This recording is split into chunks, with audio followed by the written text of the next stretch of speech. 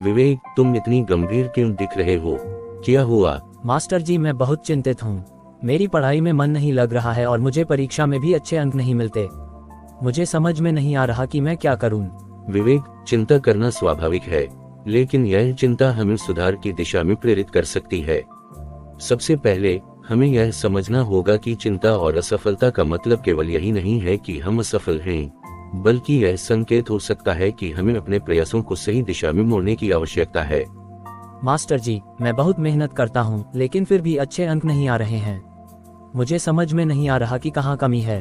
पहली बात, तुम्हें अपनी पढ़ाई के लिए एक ठोस योजना बनानी चाहिए।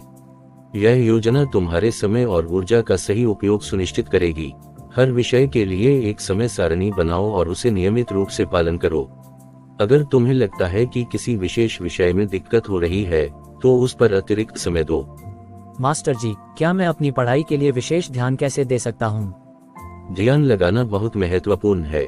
जब तुम पढ़ाई कर रहे हो, तो डिस्ट्रैक्शंस से दूर रहो। एक शांत और व्यवस्थित जगह पर पढ़ाई करने की कोशिश करो। इसके अलावा छोटे छोटे लक्ष्य बनाओ और उन्हें पूरा करने की कोशिश करो।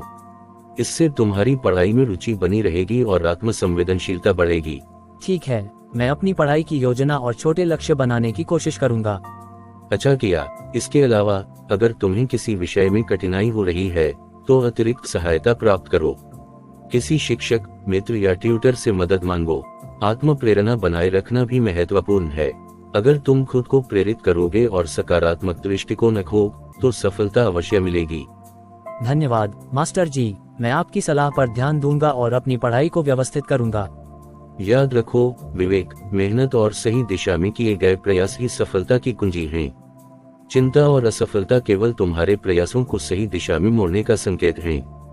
तुम्हें अपने लक्ष्यों के प्रति समर्पित रहना होगा और धैर्य बनाए रखना होगा।